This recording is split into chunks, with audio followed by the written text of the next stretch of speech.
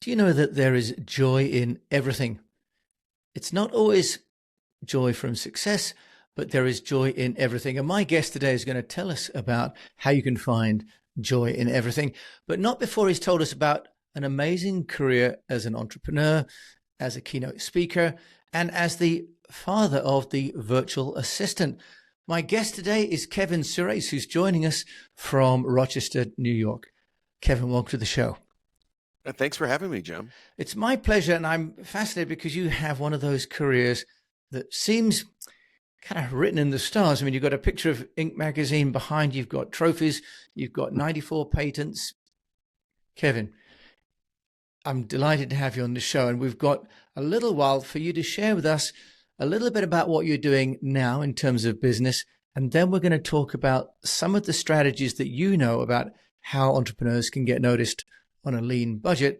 And then we're going to talk about your Joy is Success, your new book. So introduce yourself first, please, better than I've done, I'm sure. And then we'll dive into some questions for you. Well, sure. I'd love to. Look, I'm an inventor. And when I say that, I hope that my inventions bring joy to people and change people's lives. And what I have tried to do, not always successfully, but I've tried to do, is probably the core to any good startup, any good business, any good small business that wants to grow, is go solve a pain point that people actually have that they're willing to pay money to solve. Because we have seen so many entrepreneurs that have an unbelievable solution. There's no pain point for it. They're looking for a pain point, right? But it's a really cool thing. I've created a hat that's blue. Did someone have a pain point saying I can't live without blue hats, right? For example. So I think I'm currently involved in a company in the software quality assurance space that's using AI to find all of our software bugs for us with basically no human intervention. I'm involved in a startup that is solving the ransomware problem by creating a ring that you wear, and that ring is tied to your finger, and it's a biometric ring. And so you will not be able to gain access to any important applications or networks without that ring on your finger with your fingerprint tapping it when it's time to log in. And it turns out the reason that's important is cyber criminals with ransomware 9 times out of 10 get in using your credentials, including stealing your MFA, stealing your codes on your phone and things like that. People don't want to hear that, but that's the truth. Right? Yeah, the MFA is multi-factor authentication, isn't it? I think. That's right. So that's very easy to steal. We could spend an hour. I could teach everyone here how to steal Jim James's MFA codes to get into his Riverside, and so those are the things I'm involved with right now. I do 40, 50 keynotes a year around the world on joy equals success and artificial intelligence and disruptive innovation, starting companies. And I'm working on a book called Joy Equals Success. So I'm busy, and I'm still inventing. I've got another patent that we're working on right now. So very exciting. Well, it was amazing. Well, just to be clear, Kevin will also share his contact details at the end, but it's AppVance is one of the companies, and Token Ring is the other company that he's talking about.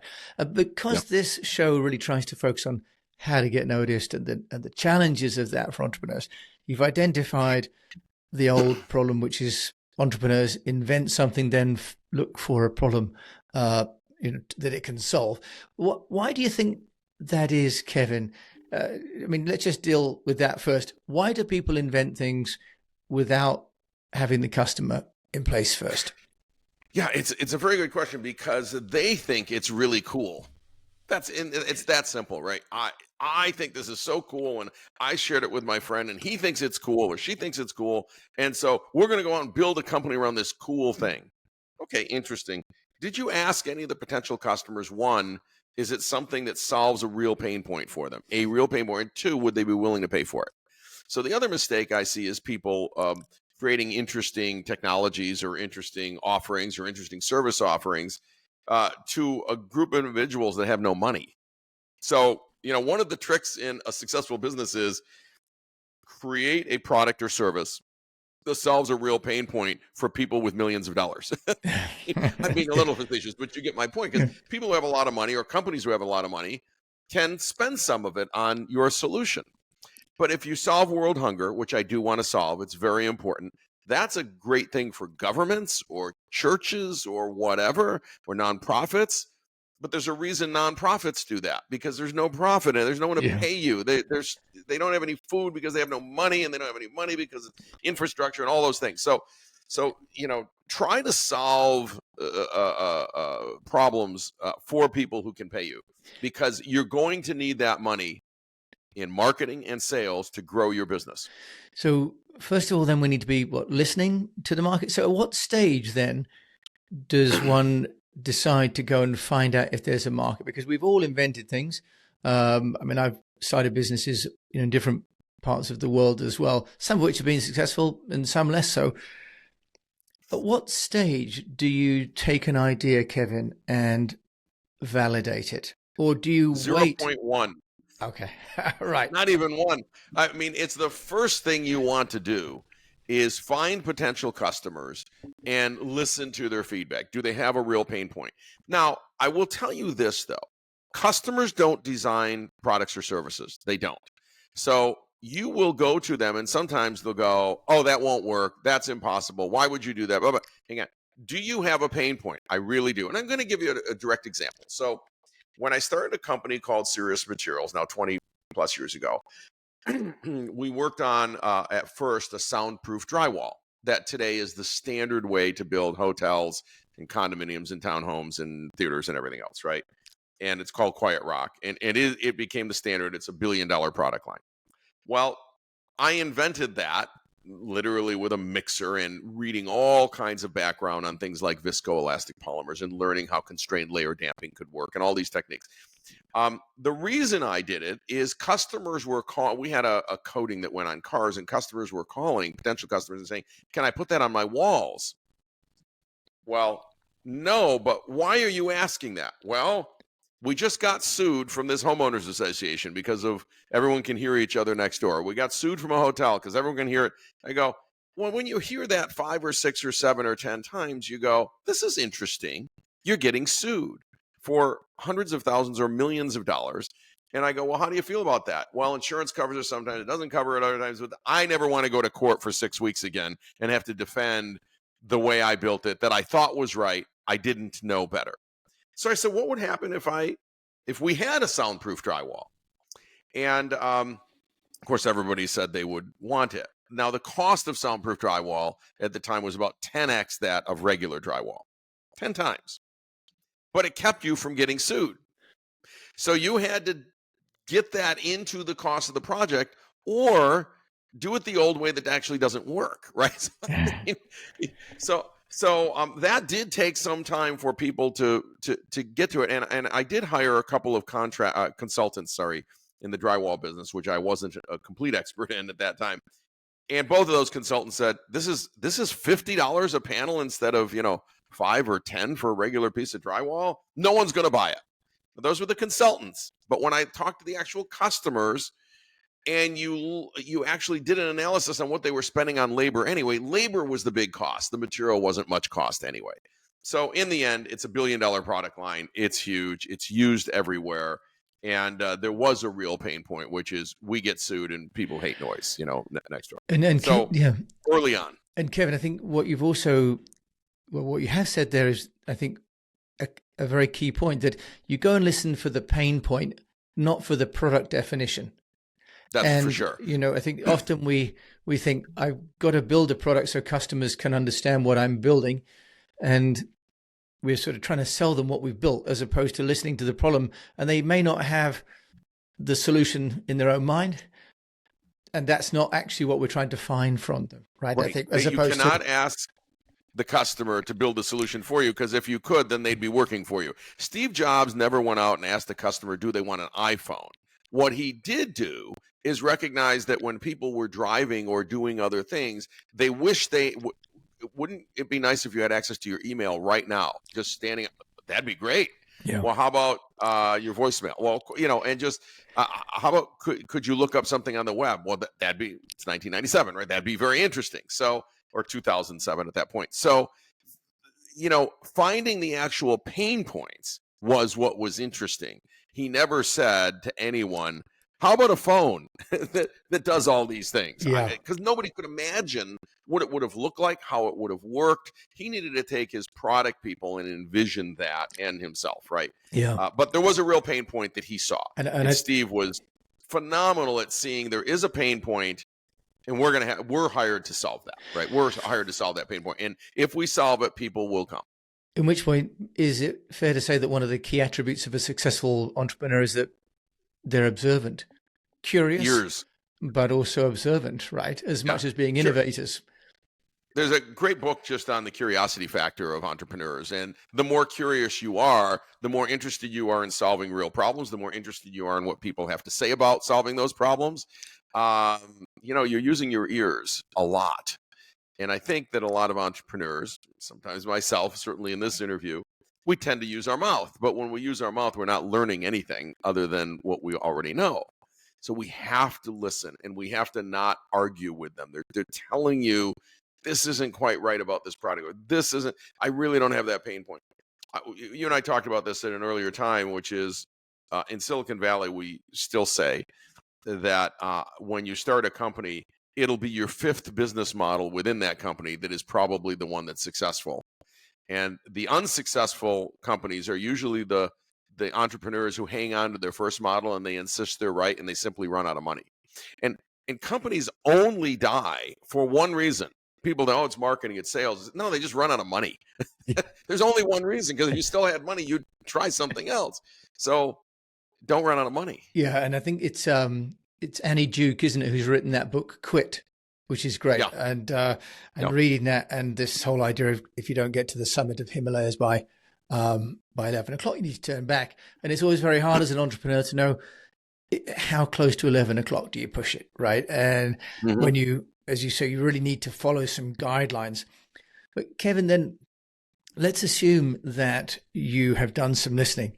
And in any of these companies like Appvance, for example, or Tokenry, which sounds very interesting and also very innovative, but also will, I think, have some sort of user anxiety, maybe, because if I lose my ring, I'm even more in trouble. What do you recommend to entrepreneurs then in terms of the marketing? Because it's a fine line, isn't it, between engaging the audience and finding what they're saying and going back and going, well, I need to rebuild, and saying, well, actually, I've listened and this is right, but I need to convince people. Sure. Or educate people on how to use, which is this kind of crux of crossing the chasm, isn't it? I mean, look. You were in the marketing business for many years. It's changed in some good ways, because any of us can reach 1 billion people on the web if that's what we want to do. You need money, and you need to be on the right platform, and et cetera, et cetera. And the TikTokification of advertising is happening right before our eyes. There's no question. It's changing the way we reach people. It's changing how we use influencers to reach people. But in the end, you have to get your message in front of people, and that becomes a marketing qualified lead, which just says that marketing brought it in. And we're not sure if it's qualified to move to sales, but we're sure that someone brought you some lead came in. We don't know if they have money yet. We don't know anything. We just know lead showed up. And of course, you use every social media network. You use Google. You use Bing. You use everything you can to reach as much audience as you can. And the smart people are measuring that on a daily basis. So a lot of mistakes made in marketing, which I have also made. The biggest mistake is you're not measuring every 24 hours, which means you can go weeks of spending crazy amounts of money that generated no sales qualified leads, no truly qualified leads that you can take through the sales cycle, right? They're just junk. They want things for free, or they don't understand the business, or whatever it is, or your service or your product. So it is critical that you measure the results all the way through at least sales qualified lead, and ideally in time all the way through contract one, whatever that is, right? Someone bought something for you, whether it's $1, whether it's $1 million, someone bought something. And so where did those leads come from? Did they come from conferences? Did they come from Google? Did they come from TikTok? Did they come from Facebook? Did they come from LinkedIn? LinkedIn is a great source of leads if you target right and use it correctly. So you want to look at all of those. I'm not here to tell you which ones of those work for you. It depends on your product or service. Just measure every day. And the people who don't measure every day, and I've had so much pushback. I was on the the board of a company once, and the CEO said, "Oh, we're not going to measure every day, but we'll take a look at it in a month." I said, "You're not. This isn't good. They're probably not the right person to run this company, right? Because we got to measure every day so that we can put more money into the things that are working and less money into the things that aren't." And by the way, that shifts over time. This particular ad may be working better over here, and so I'm going to boost that on Facebook, and this particular thing is working better on LinkedIn, whatever it is, right? Please do it. Measure it daily. All the tools are there to do that today, and you will drive a successful campaign if indeed you have product market fit, meaning that there's people who have a pain point, they happen to have money, they saw your ad or social or video or whatever it was, and they're willing to spend the money with you, right? That's given. Kevin, what would you recommend for measurement? Obviously, we've got some tools like Google Analytics. Are you suggesting those? Or I've had the founder of a company called Funalytics, which is tracking all of your different channels to market. What do you recommend? Right. Like a Funalytics, there's several of these companies that will track all of them. Obviously, Google Analytics is excellent, but can't tell you things about LinkedIn or can't tell you things about Facebook, right? So you're going to want to track all of those. It may be different tools, and maybe they're built-in tools, or you may get one overall tool that gives you a dashboard. Yeah. And if you had that dashboard every morning, you'd say, I spent $1,500 on LinkedIn yesterday.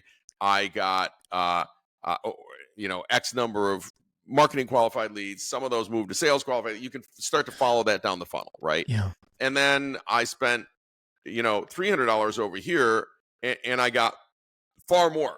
So what's the return on that investment? And you want to calculate your ROI, right? So what is the cost per lead? As you know, it's lifetime value of customer over cost of acquisition. So LTV over CAC, right? So what's my lifetime value of the customer? Are they going to buy once? Are they going to buy forever? Is it a monthly subscription? What is it? So I've got a lifetime value in profit, and then I've got a cost of acquisition. And I'd like to see those ratios at 10x. Because I've got a real business there. I talk to a lot of people. One, they don't know what the ratio is. Two, they have no idea what the cost of acquisition is. Your real cost of acquisition isn't just the marketing dollars you spent. It's the marketing person who's managing that. It might be the salespeople that the calls are going to come into. So it's all of sales and marketing budget, including salaries and overhead. That's your cost of acquiring customers. So if you spend $1 million and you acquire 10 customers this year, that's $100,000 CAC.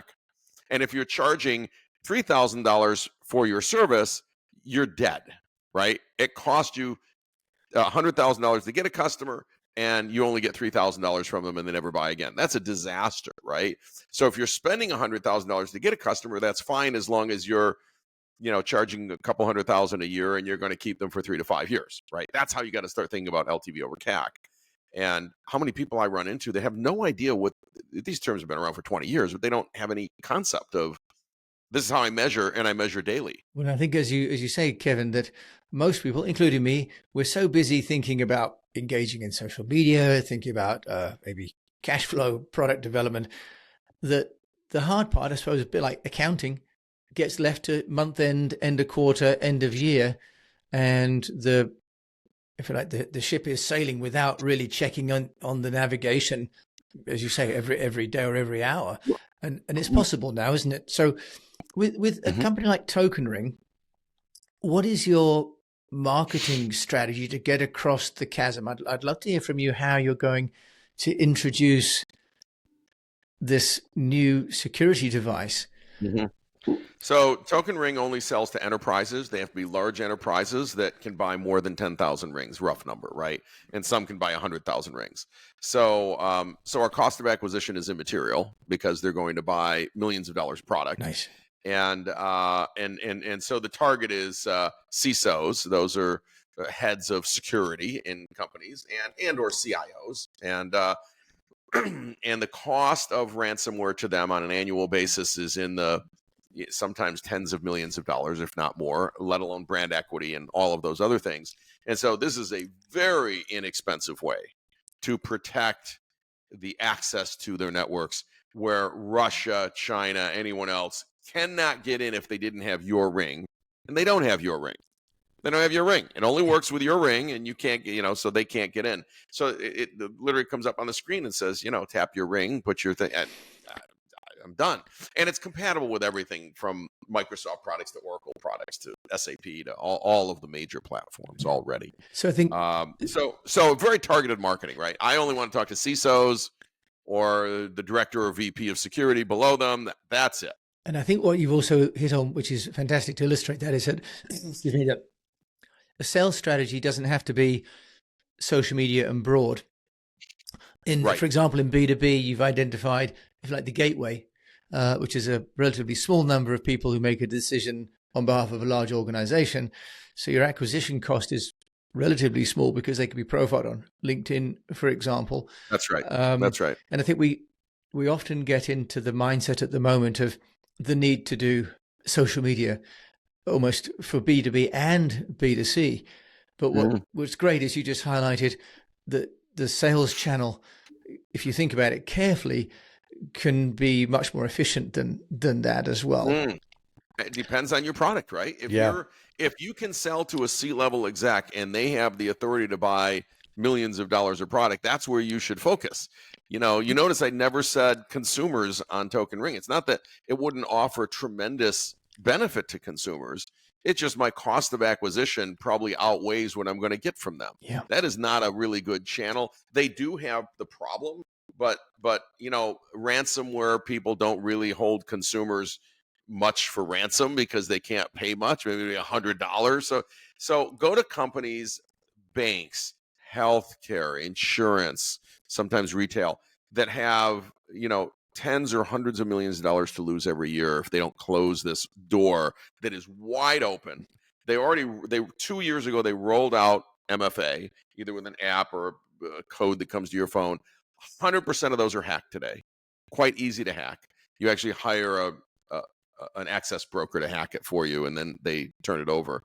And so what they rolled out and said, this will protect us, doesn't protect them at all. Yeah, they're scary, isn't it? And so they've got a real problem. Yeah, I used to have a client, F5 Networks, that does security. You probably know them as well, and introduced them to the media in Singapore. And listening to the volume and the violence of these attacks was pretty alarming. But in the context of our conversation, I think also what's really key for me and anyone listening is identify a real pain point that has effective demand, right? Not just something that you think other people need that you might like yourself, and solve that.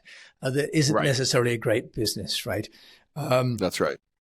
In terms of rolling out for you this business, you've got multiple businesses. How do you decide the different strategy per business, or do you try and find the same kind of company with the same kind of problem, and, if you like, bring in B2B high-tech solutions just in different markets? Yeah, look. I've worked in consumer. I've worked in B2B, and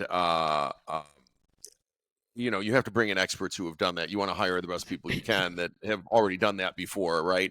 If you're a retail organization, you don't want to. You want to bring in people who've done retail successfully before and advertised retail successfully before and built retail ads because they've just got 20 or 30 years experience doing so. And even though the avenues have changed that we're going to advertise across, the concepts are similar. When it comes to the sales cycle, the sales process, I have a process I've followed since early in my career. I taught a version of the Dale Carnegie sales course, which is 5 steps: open, qualification, conviction, objection, close. And you can map those a bit to your own business. But people make this mistake all the time and skip some of these steps. And they talk to someone and try to go for a close, for example. And that's because they're not trained in the sales process. And you will go through this sales process if you want to close accounts that are of any value. You just will. You're going to open. Hi, how are you? Qualify. So that's the discovery process, right? We have this thing. You have some needs. Do they match? Right? And I need to understand your needs and your pain points because you came to me because I'm the doctor in this particular case, right? And so if I was a doctor and you came to me and I said, hey, I'm not going to ask you any questions, but I'm going to treat your headache. And you go, but it's my knee that hurts. Right. Well, I'm going to treat your headache. So the point is you have to have this discovery call and this discovery period where we're just asking you questions about your pain points. What's working? The salespeople hate this. They don't want to ask this. What's working for you? What are you using today? And finally, why did you even call us? Like, why did you even show up at our doorstep? Is there some reason, just to kick the tires, or you just, they go, no, it's velocity. We can't go fast enough. Okay.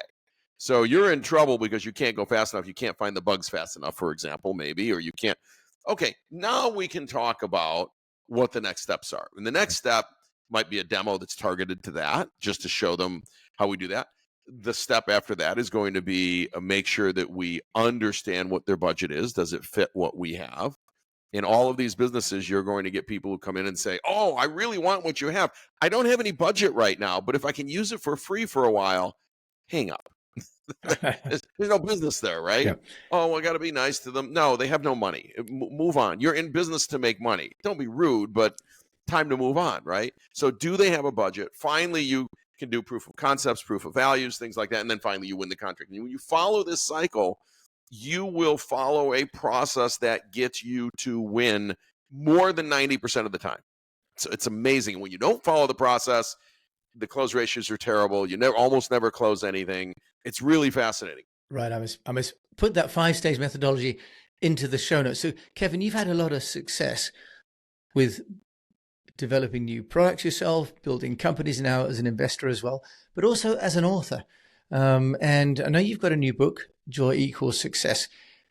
Let's just talk about the book and how that maps onto, if you like, the entrepreneur and how they run their business, because it's great. We've gone through the tactical and practical steps, but we also need nourishing, don't we, as individuals, right? It's everything about how you run your business. And this book and this talk came out of people asking me, how do you have 94 global patents? Or how did you do that? And how do you solve all these different problems in different industries? And by the way, why are you so seemingly joyful all the time? And I started to put that together, and I said, actually, they're related, because when you look at your day, most humans bias towards the negativity. And what I mean by that is you get up first thing in the morning, you go, oh, my knees hurt. Oh, it's raining. Oh, the milk is spoiled. Oh, I'm just, and then they get to their business and they go, oh, this didn't work. Or, oh, we lost that job. Oh, okay. I'm going to ask your listeners to do one thing. Start counting the number of either negative thoughts, internal or external complaints that you have throughout a day. I guarantee you when you start counting it, it's going to be over 100. You've had 100 complaints, internal or external. Some of them you shared to people, probably half. By the end of the day, you passed 100. Some people, maybe it's 200. Some people, maybe it's 85, but it's in that range. And now I want to challenge you and say, your new goal is 1. You get 1 complaint a day. 1. You can still have 1. It's the only one. So if you get out of bed and go, oh, my knee hurts, you're all done for the day. And it puts you in a mindset that says, now every single thing I do, I have to find joy in doing it. So I like to make lists. And when I make my lists, there's hard things on that list. There's terrible things to do on that list. But I always just look at it as it's a huge joy to check something off the list. It's no matter how bad the task was, including firing someone, it is more joyful to check it off the list because it has to be done to move my business forward. So you got to talk to a customer that's angry. Don't look at that as, oh, I don't want to do this. Yes, you do, because this is the pathway to success. This is the pathway to perhaps saving that client, perhaps deciding that they're not a fit for your business, whatever the case is. But you got to go through that step, and there's great joy in getting through the step. And now when everything you do, you look at as something that brings me joy, now you have all of this open headspace to invent and listen and be curious, where if you were negative all day, you've eaten it all away. You're in a downward spiral. Kevin, that's a wonderful mindset. And I don't know whether we're allowed, because I'm in Britain, whether we're allowed 2 negative thoughts, because in Britain we're quite good at being pessimist. But let's also just think about, that's a wonderful book. I'm looking forward to reading that. And let's just also just think about one tip that you'd give us, or would that be related to the book? One tip for all of us. I mean, we talked about a lot of things, but one tip as an entrepreneur, well, there are many, right? But clearly, job one is to make sure that your business is solving a real pain point for someone who has money to spend. Listen to all those words. Not someone who doesn't have money, not just yourself. You're going to buy your own product. You're not going to, that's not a business, right? And if it doesn't match, if that doesn't have that kind of product market fit, it's okay, because you have 4 more shots at this before you're just at the average of 5 business models before you hit your successful one. And if you stop at the first one, unless you get very, very, very, very lucky, you're probably going to fail. And so get that out of your head. Be curious about what the next model is. Slack, many people know what Slack is. It's a messaging platform for work, basically. And their business model was a gaming platform. They had games. Nobody was playing their games, but they had this little chat thing on the side that people were interacting with. And so before closing the company, they said, well, maybe we'll just improve that and try to sell that. And the thing took off. Yeah, amazing. Right? It was their 5th or 6th or 7th business model, right? It's not even a business model they understood, but the customers were saying, we like this, we hate your games, right? This is important to listen to and important to hear. So it's okay to have 5 different business models, even if it's in 1 year. Yeah, wonderful. As long as you manage to keep cash throughout the year. That's your other moral of the story, isn't it? Kevin Surace, if I was to ask you for a book or podcast that you'd recommend, what would that be? Oh, my goodness. There are so many. If you haven't spent a lot of time in the AI space, and I spend a lot of my time in AI, continuing to invent, I think that Reid Hoffman's more recent book, the title escapes me for the second, but Reid Hoffman's more recent book on AI, where he used ChatGPT back and forth to write a lot of the book, is just inspiring, and it's interesting to see where this technology is going to go over the next 5 to 10 years. Great. So I think that's kind of that's kind of mind opening to people who may not spend all their time in AI. Okay, one of that. Reid Hoffman from the LinkedIn founder, I think, is that right? Yeah. Yes. Okay, perfect. Just for anyone that wasn't sure. And finally, Kevin Surace, if you want to find you to listen more maybe about soundproofing their walls, or about AI, or about joy, or any of these topics, how can they do that? Or the energy retrofit of the Empire State Building, which I did, and the New York Stock Exchange. We can go on. It's just kevinsurace.com, and that's my speaking website, but a lot of data there, and has my LinkedIn, and I do answer my LinkedIn messages, so one can get to me, and there's a form on there you can fill out and request me and all of those things.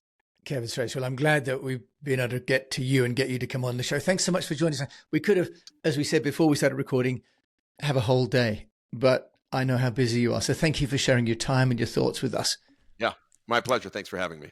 So we listened to Kevin Surace, multiple patent holder, inventor, investor, and author too. So much to take away from that. But I think one of the really key points for me is to find a business that people want to pay you to run, find a problem that actually is real, and that there are companies or individuals that will pay you to fix for them. Because without that, you've just got an idea. So I think that the idea of making sure you're building something someone else is going to pay for, it's kind of elementary, but so many of us don't build our businesses that way. So thank you to Kevin, and thank you to you for joining me, Jim James, as always, on this episode of The Unnoticed Entrepreneur. If you've enjoyed it, do please review it and share it with a fellow unnoticed entrepreneur, because we don't want anyone to go unnoticed. Until we meet again, just keep on communicating.